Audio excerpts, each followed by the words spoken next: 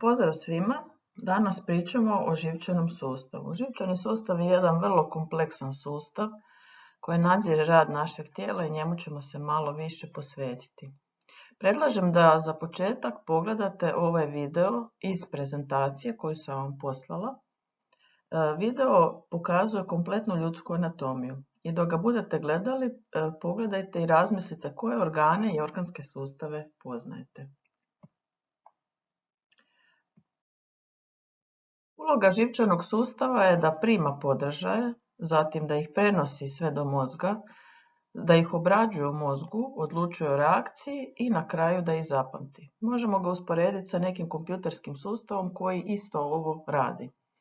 Živčani sustav nije samostalan, on djeluje zajedno s endokrinim sustavom, ali s time da hormoni endokrinog sustava nadziru sporije reakcije, a živčani brže. Recimo, ako vam netko baca loptu koju vi morate uloviti, onda sigurno da ćete morati reagirati živčanim sustavom jer je to dosta brza reakcija. Ali ako vam koncentracija glukoze u krvi padne, tu ima vremena da odreagira hormonski sustav pa će to izregulirati glukagon i inzulin. Sam živčani sustav sastoji se od dvije vrste stanica. Desno imate neurone, živčane stanice, koji imaju velik broj nastavaka, i dolje imate glija stanice, to su potporne stanice koje pomažu rad neurona. Sam neuron ima neke dijelove koje ćemo sad pogledati, a predlažem da onda poslije ovu sliku precrtate i u bilježnicu i da označite dijelove. Znači, glavni dio je tijelo, to je ovo što vam je označeno soma, tijelo neurona. Iz njega izlaze kratki nastavci koji se zovu dendriti. Zatim imamo jedan dugačak nastavak koji se zove akson, on je obavijen mijelinom i taj akson isto završava sa većim brojem nastavaka. Svi ovi nastavci omogućuju živčanoj stanici da se poveže sa drugim stanicama. Vidjet ćemo da je to zapravo jako bitan dio za funkcioniranje živčanog sustava. Evo ovako neuron izgleda pod elektronskim mikroskopom. S je označeno tijelo, D su dendriti, a strelica pokazuje dugački nastavak akson. I još jedna slika koja pokazuje neurone, gdje vidimo te njihove nastavke. Ono što je za neurone zanimljivo je da su to stanice koje se ne mogu dijeliti. Znači jednom kad nam neuron propadne, ne može se obnoviti. Iako novije istraživanja pokazuju da i neuroni imaju određenu ograničenu sposobnost diobe, koja je veća što je osoba mlađa i što je oštećenje manje. Znači i te se stanice mogu nadomjestiti u nekoj mjeri nakon oštećenja. A ovdje imate animaciju koja vam pokazuje proces mijelinizacije. Znači pogledajmo gore desno. Oko aksona, onog dugačkog nastavka, omotava vam se mijelin. Mijelin je izolator. On stvara ovojnicu koja sprečava rasipanje živčanih impulsa. Slično kao što imate u kablu koji provodi električnu struju. Morate imati izolaciju da se ne rasipa struja. Tako i ovdje. Znači mijelin je izolator koji sprečava rasipanje impulsa. A ono o čemu bismo sada popričali je kako neuroni, kako živčane stanice ostvaruju vezu. Vidjeli ste već na ovim slikama da neuroni imaju velik broj nastavaka. I zapravo ono što je jako bitno za jedan neuron je da uspostavi vezu sa što više drugih neurona. To vam je poput neke društvene mreže. Ako neuron uspostavi vezu sa 7-8 neurona, to će biti daleko bolje pamćenje nekog događaja nego ako je neuron uspostavio vezu sa samo jednim neuronom. Znači, pamćenje u našem mozgu se bazira na uspostavljanju veze između neurona. I sad ovdje vidimo da između dva neurona mi zapravo imamo prostor koji se zove sinapsa. Znači, dva neurona ne nalježu jedan na drugi, znači da se dodiruju, nego između njih postoji jedna mala šupljina koja se zove sinapsa. Evo ovdje imamo sliku koja pokazuje neurone, vidimo gornji neuron i ako pogledate ove donje neurone, mali prostor između njih se nalazi i to vam je sinapsa. Kako se stvara i provodi živčani impuls po samoj živčanoj stanici? Postoje dva načina. Prvi je promjenom električnog potencijala, a drugi je kemijski putem neurohormona. I sad ćemo to objasniti. Kad pogledamo živčanu stanicu, vi zapravo na njoj možete izmjeriti jedan mali živčani impuls, naboj, koji iznosi -70 mV. Znači, kad živčana stanica miruje, ona ima taj naboj od -70 mV. Zašto je to tako? Zato što na membrani živčane stanice postoji jedan protein koji se zove natrij kalij pumpa, koji stalno izbacuje 3 natrija iz stanica, ubacuje 2 kalija. Znači 3 natrija koji su pozitivna, 3 plus nam ide van i 2 kalija plus, 2 pozitivna se vraćaju. Znači uvijek nam fali jedan pozitivan ion. I zato vam se razvija negativan potencijal u stanici i mi to zovemo polarizacija. U onom trenu kad podražaj djeluje na živčanu stanicu, otvaraju se kanali za natrij i natrij koji pozitivan naglo ulazi u stanicu i to mijenja potencijal stanice sa -70 mV na +30 mV. I taj se podražaj širi stanicom. To se zove faza depolarizacije. Kad je podražaj završio, imamo treću fazu, fazu repolarizacije, znači zatvaraju se vrata za natrij, natrij kalij pumpa radi i vraća sve u početak na -70 mV.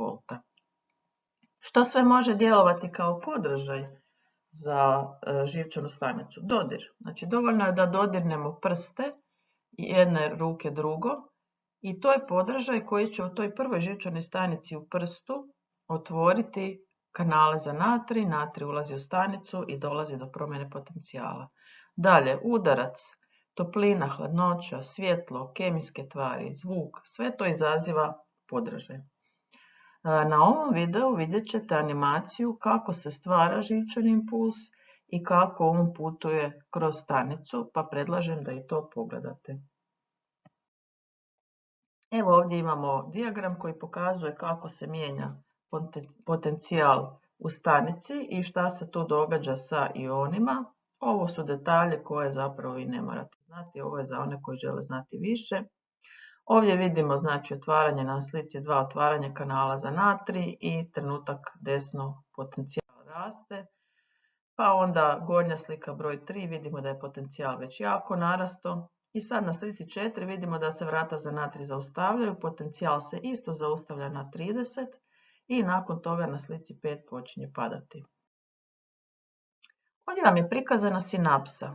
Ovo zeleno je presinaptički neuron ili prvi neuron, a ovo ljubičasto je postsinaptički neuron ili neuron poslije sinapse. A ova šupljina između njih je sinapsa. Znači neuroni ne dotiču jedan drugog, nisu u direktnom kontaktu, nego između njih je ovako jedna šupljina. I sad naša promjena potencijala od 30 mV došla ovdje do ruba ovog zelenog neurona. I šta se sad tu događa? Kao posljedica toga prvo vidite da ioni kalcija ulaze u stanicu u velikom broju. Zatim ovi mjehurići sa crvenim točkicama putuju do ruba stanice i oslobađaju se ove crvene točkice u sinapsu. Te crvene točkice su vam neurotransmiteri. To su molekule koje će prenijeti podražaj kroz sinapsu. I vidimo da ti neurotransmiteri putuju kroz sinapsu do druge stanice gdje se vežu na receptor. I tako su prenijeli podražaj. I u tom trenu na ovoj drugoj stanici započinju sve one reakcije. Otvaraju se vrata za natrij, natrij ulazi u stanicu, potencijal se mijenja na +30 mV i sve se to tako ponavlja. A na ovom videu imate animaciju kako podražaj putuje kroz sinapsu. Mi ćemo se sad prisjetiti malo kako izgleda živčani sustav životinja. Sjećamo se da prve životinje koje smo učili su spužve. One nisu imale nikakva tkiva ni živčani sustav. Nakon toga imamo žarnjake kod kojih se prvi puta pojavljuje živčani sustav koji je ovako mrežast. To znači kad žarnjaka podržite za ovu njegovu lovku, ovaj nastavak, da će se podražaj širiti u svim smjerovima. Znači nema koncentrirano nigdje živčanih stanica. Plošnjaci, a ovdje na slici je prikazan jedan virnjak, imaju malu centralizaciju živčanog sustava zato što je kod njih došlo do glave.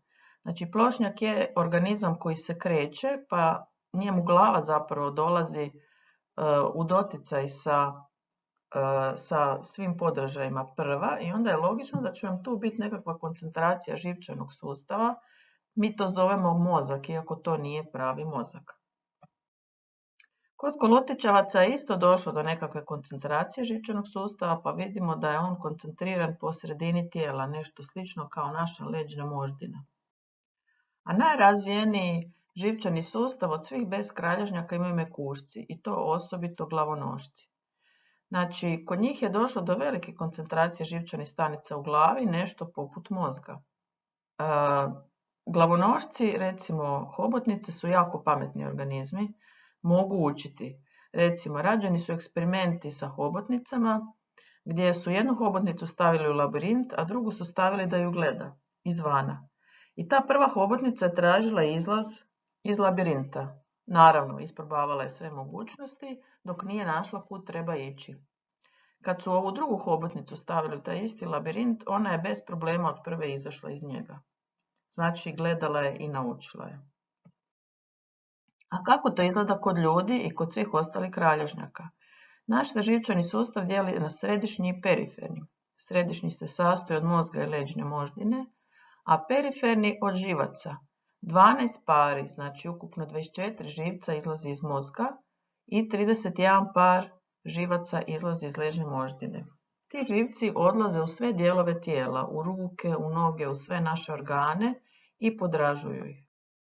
Evo ovdje imamo sliku koja pokazuje te živce koji izlaze iz leđne moždine. Znači, žuto su živci, vidimo da oni poput ruku obavijaju leđnu moždinu.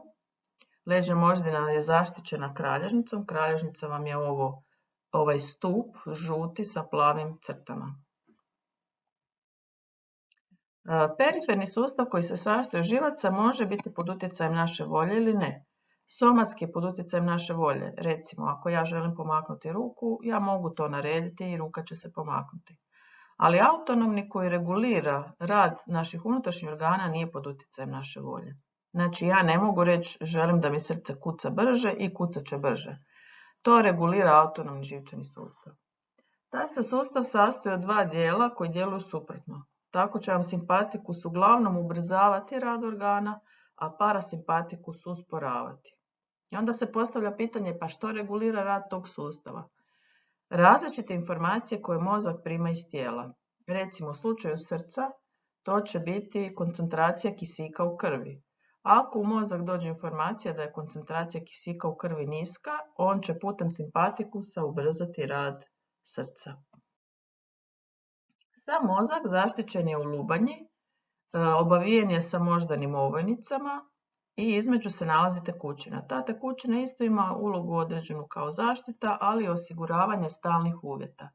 Znači, lubanja kao kaciga štiti mozak. Mozak se sastoji od velikog, malog, međumozga i produžene moždine.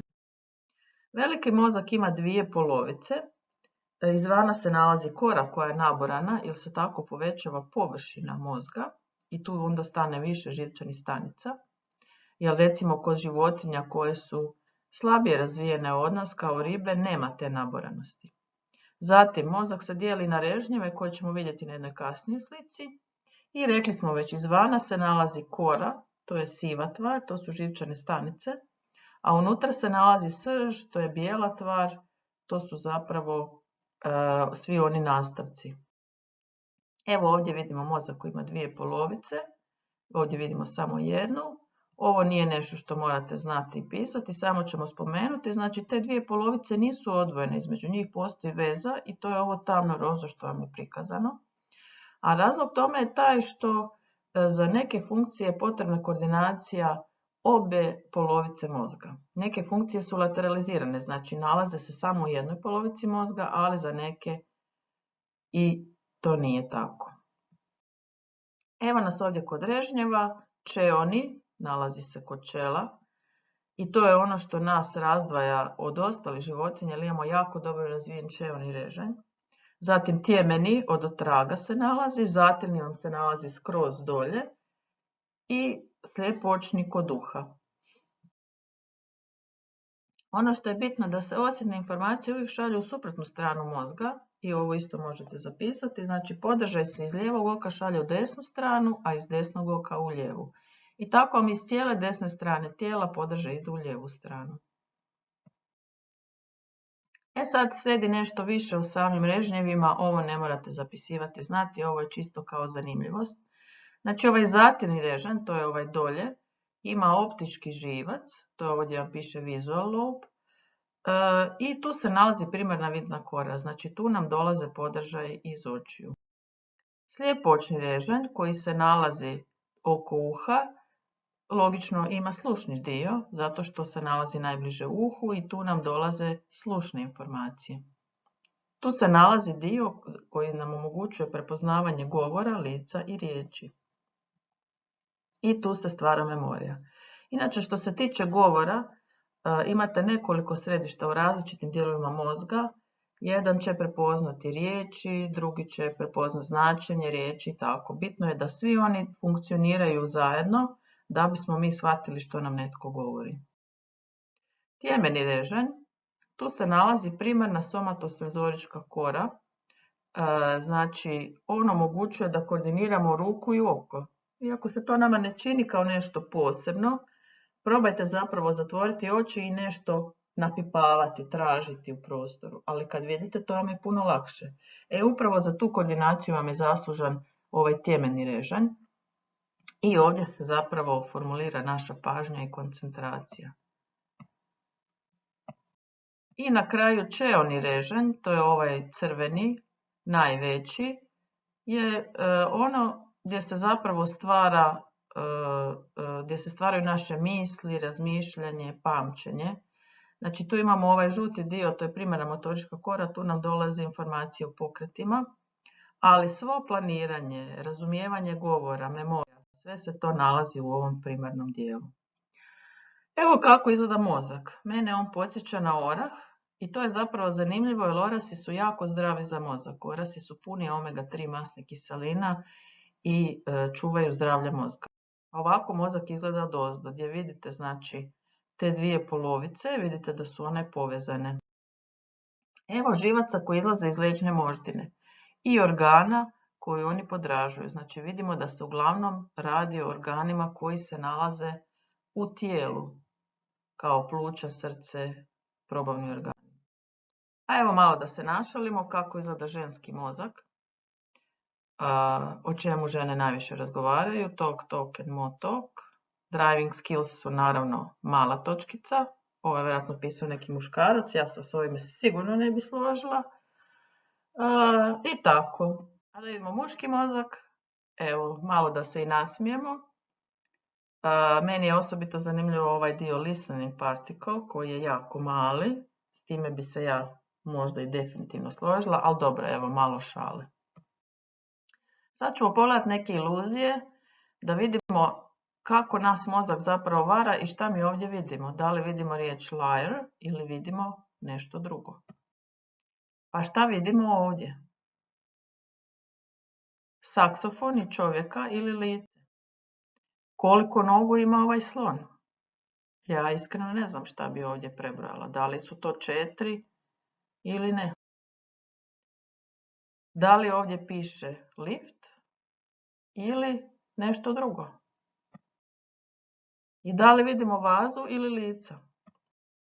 Sve su znači ovo nekakve iluzije koje stvara naš mozak.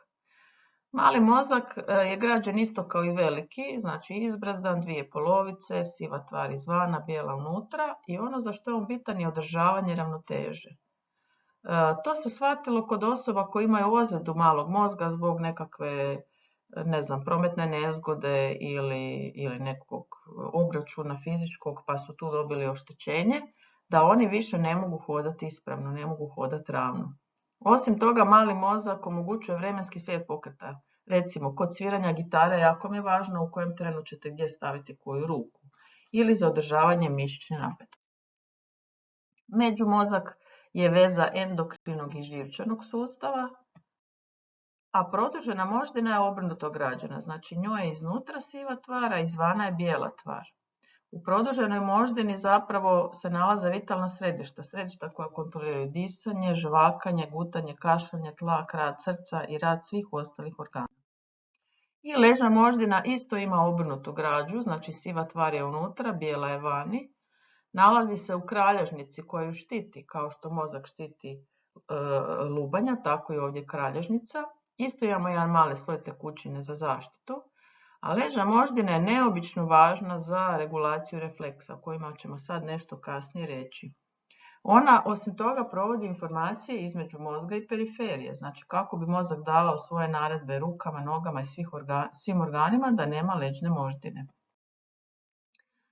Što je zapravo refleks? Refleks je brzi pokret koji ima ulogu zaštite.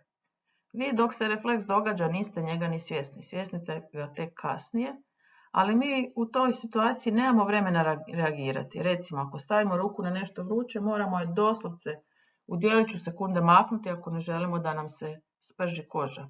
Ako netko baca nešto u nas, isto se moramo izmaknuti. Ovaj put kojim putuje refleks ćemo pogledati sad malo kasnije na slici. I ono što bih ja ovdje rekla, vrste refleksa. Postoje refleksi s kojima smo rođeni, recimo kašljanje, gutanje, kihanje. To su refleksne reakcije i s njima se rađamo. Postoje refleksi koji su stečeni. To su ovi o kojima sam vam sad pričala. Kad neko baca loptu u vas, malo dijete od 1,5 godina ne zna da se treba maknuti. Vi ćete baciti loptu u njega i lopta će ga pogoditi u glavu. Znači to je refleks koji se uči. Isto tako je ovo micanje ruke s peći. Znači tu je jako velika uloga roditelja da nauči dijete kako se obraniti od takvih podražaja. Postoji još jedna vrsta refleksa koju ću ja samo spomenuti kao zanimljivost i o kojima ste učili u psihologiji, a to su Pavlovi refleksi. To vas ja neću pitati. Znači, to je jedan ruski istraživač Pavlov otkrio na psima tako što im je zvonio zvoncem i dao hranu. I nakon par dana psi su naučili kad god zazvoni da će biti hrana i onda je bilo dovoljno da on njima zvoni zvoncem i da njima krenu sline, čak i ako im nije dao hranu. Znači oni su to naučili povezivati jedan podražaj, zvono, sa drugim, hrana. A slično i kod nas kad nam zazvoni za veliki odmor i kod nas isto krene vjerojatno lučenje želučane kiseline i svih probavnih sokova, jer mi svi očekujemo da idemo na odmor i da idemo jesti. Evo nas sad kod prve slike koja pokazuje refleks, iako ja mislim da je ova druga slika bolja i možda isto ne bi bilo loše da si nju skicirate, ako ju već ne dobijete. Znači, ovdje imamo prvo ubod čavlom u nogu i ovaj prvi neuron koji ide, prva živčana stanica koja ide od noge prema leđnoj moždini, se zove osjetilni neuron, jer je primio osjet. Onda vidimo leđnu moždinu i ovdje vidimo karakterističan izgled leđne moždine, unutra je poput leptira, znači unutra je siva tvar i to je mjesto gdje se jedan neuron prekopčava na drugi. Odatle vam ide motorički neuron natrag u nogu, u mišić, koji će pomaknuti nogu. Znači taj put putovanja refleksa se zove refleksni luk. Sastoji se od osjetilnog i motoričkog neurona, a ponekad se u leđnoj moždini između njih nalazi i međuneuron. Znači, mi smo svjesni refleksa tek kad je gotov. Razlog tome je što je ovaj refleksni luk daleko brži. Tu vam živčani puls putuje brzinom od 200 km/h, a živčani impuls će po leđnoj moždini otputovati do mozga, ali brzinom od 5 km/h, znači dosta sporije. Prema tome, mi smo refleksa svjesni tek kad je on gotov. I evo ovako vam izgleda živac kad ulazi u mišić. Ovo tamno su mišićna vlakna. Za kraj ove lekcije pričat ćemo o osjetilnim organima. Kad govorimo o očima, oči su različito razvijene kod različitih organizama, od one papučice koja je imala običnu očnu pjegu da reagira na svjetlo, pa do svih ostalih beskralježnjaka i kralježnjaka. Mi ćemo sad pogledati ljudsko oko. Ono što ovdje vidimo da oko drže mišići i oni nam omogućuju da jako lijepo kolutamo očima kad želimo, jel da? Ovdje vidimo malo detaljnije građu oka. Ono što bih htjela da ovdje vidimo su zapravo ove ovojnice od otraga. Vidimo ova 3 lista, to su 3 ovojnice koje obavijaju oko. I sad ćemo malo detaljnije. Ovo je isto slika koju bi bilo dobro da skicirate. Ja ću vam ih objaviti zapravo na Jameru da si ih možete isprintati ko ima mogućnost. Znači od otraga se nalaze 3 ovojnice, bijeloočnica ili je bijela, žilnica jer se tu nalaze krvne žile koje hrane oko i mrežnica vam je ova žuta i to je zapravo najvažnija ovojnica oka za gledanje, za vid. Iznutra je oko ispunjeno želatinoznom masom koja se zove staklovina. S prednje strane prvo imamo rožnicu, to je prozirna ovojnica, zatim imamo zjenicu, to vam je kad gledate u ogledalo ova crna točka u sredini oka, to je otvor kroz koji ulazi svjetlo. Šarenica može biti različite boje, zelene, plave, smeđe, ovisno kakve oči imate, a iza zjenice se nalazi leća. Vjerujem da ste o lećama nešto čuli u fizici. Leća je mjesto gdje se lome zrake svjetlosti. I evo sad ovdje tih dijelova oka koje ili možete označiti na slici pa ih tako učiti ili možete zapisati. Ono što je jako bitno je da leća radi akomodaciju oka. Znači, nije isto da li mi gledamo neki predmet na blizu ili da li gledamo predmet na daleko. Tu akomodaciju oka radi leća. Pa to ćemo vidjeti na jednoj kasnijoj slici. I ovo što sam rekla, oči su različito razvijene. Ako organizam nema puno svjetla u staništu, oči mogu biti skroz male ili ih uopće nema, jer su zakažale zbog nekorištenja. Evo ovdje slike koja pokazuje kako se stvara slika. Znači, zrake svjetlosti dolaze od predmeta koji gledamo, kroz zjenicu ulaze u oko, lome se u leći i nakon toga slika pada na mrežnicu, na fotoreceptore koji primaju podržaj u mrežnici. Ti se fotoreceptori zovu čunjići i štapići. Znači, hrvatska riječ za receptor bi bila prijemnik. Receptor nešto prima, u ovom slučaju prima svjetlosne zrake. Ono što ovdje se možda ne vidi dobro je da ta slika koja je pala na mrežnicu je obrnuta, ali vidimo definitivno da je manja. I upravo je mozak taj koji to ispravlja. Mi na samoj mrežnici imamo mjesto najoštrijeg vida koje se zove žuta pjega i to vam je upravo ovo gdje je ovdje pala slika. A ako vam slika padne na optički živac, to je ovo desno što izlazi iz oka, onda tu sliku ne vidimo i to vam je slijepa pjega. Vi možete pronaći svoju slijepu pjegu, tako da uzmete svoj udžbenik i fokusirate neku sliku ili slovo i lagano primičete prema očima knjigu i u jednom trenutku ćete vidjeti da to ne vidite. To je vrlo kratki trenutak, morate polako pomicati papir, ali tad vam je zapravo taj svjetlosni podržaj pao na slijepu pjegu. Evo ovog što smo rekli kako leća akomodira oko. Ako gledamo gornja slika, nešto što je daleko, leća će biti dosta spljoštena i omogućit će da nam slika padne na mrežnicu. Ako gledamo nešto što je blizu, leća će se jako ispupčiti i opet će slika pasti na mrežnicu. Znači leća svojim oblikom omogućuje različit kut loma svjetlosti, tako da bismo mi sliku vidjeli ispravno. Evo nas kod uha. I ovu sliku predlažem ili da skicirate ili da si ju isprintate. Ovdje su vam označeni dijelovi uha, znači u vanjskom uhu imamo ušku koja se sastoji od hrskavice i koja poput antene prima zvuk i imamo slušni kanal. Dalje u srednjem uhu imamo bubnjić, to je mala opna, zatim imamo čekić, nakovanje i stremen, to su 3 najmanje kosti u našem tijelu. I nakon toga slijedi unutrašnje uho gdje se nalazi pužnica i polukružni kanalići. Kako se zapravo stvara zvuk? Zvuk se sastoji od valova i kad ti valovi dolaze do bubnjića, on titra. Bubnjić titraju one 3 koščice i to se sve prenosi na pužnicu koja isto počinje titrati.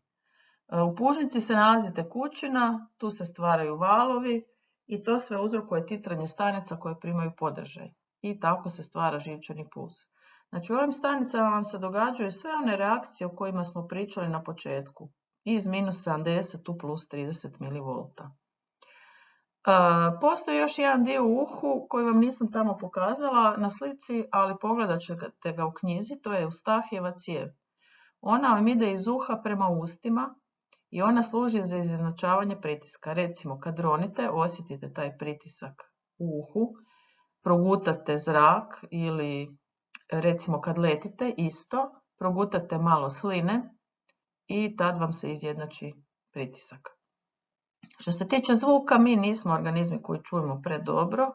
Životinje u principu dosta često čuju bolje od nas. Tako recimo šišmiši mogu čuti ultrazvuk, pa čak i psi čuju neke frekvencije koje mi ne čujemo. Ovo je slika koja pokazuje unutrašnjost pužnice gdje vidimo te stanice.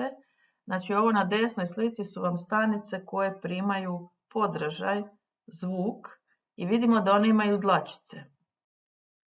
A ovdje imate sliku koja pokazuje oštećenje zvuka, odnosno oštećenje tih dlačica kod osobe koja sluša preglasne zvukove. Znači lijevo je normalan izgled dlačica koje primaju podražaje, a desno su dlačice nakon što ste vi slušali vrlo glasnu muziku na slušalicama u vašim ušima. Meni se često to dogodi kad prolazim kraj nekog koji ima slušalice da ja čujem istu muziku koju on sluša. To je definitivno preglasno. Znači ta muzika ne bi smjela biti tako glasna jer vam oštećuje te dlačice i onog trena kad se te dlačice potrgaju one više ne mogu izrasti. Vama je sluh oštećen. Na ovom videu možete pogledati kako putuje zvuk i kako se stvara živčani impuls u uhu. Osjetilo ravnoteže nalazi se ona 3 polukružna kanalića koja smo vidjeli u unutrašnjem uhu i isto imamo stanice sa dlačicama. Za osjet ravnoteže vid je neobično važan. Probajte za vježbu zažmiriti i hodati, truditi se hodati ravno po crti. Neka vas netko snima sa strane da vidite koliko ravno idete. Naravno, kad otvorite oči da ćete puno lakše hodati ravno noga ispred noge. Jezik služi kao osjetilo okusa. Ovako izgleda jezik, ovdje se nalaze te okusne bradavice koje služe kao receptori za različite okuse. Okusi su kemijske tvari koje podražuju te živčane stanice u jeziku. Jezik osim toga služi i za govor. I miris. Miris osjećamo nosom. U sluznici gornjeg nosa nalaze vam se kemoreceptori. To su receptori koje podražuju kemijske tvari. Isto se radi o stanicama s dlačicama i onda ta informacija ide u mozak. Znači svi ovi organi i oko i nos i uho služe samo kao organi koji primaju podražaj. Oni ništa ne interpretiraju. Znači ti podražaji onda stižu u mozak i mozak odlučuje kakav miris mi osjetimo, kakav zvuk čujemo i što vidimo. Poznato vam je da postoji adaptacija na mirise. Ako uđete u neku zagušljivu prostoriju, prvi tren će vam biti jako zagušljivo i neugodnog mirisa, a vrlo brzo, nakon minutu, 2, mi se na to adaptiramo. Ista stvar je s parfemom. Kad ga našpricate, vi ga poslije više ne osjetite, ali zato mi svi oko vas itekako osjetimo. I evo, ovo je slika nosa gdje su te dlačice sa stanicama, to je ovo žuto, koje primaju mirisne podražaje. Evo, došli smo do kraja živčanog sustava. Ovo je jedna vrlo zahtjevna lekcija koja, kažem, radi se 5 ili 6 sati, a ja sam ovdje pokušala ukratko prenijeti najvažnije.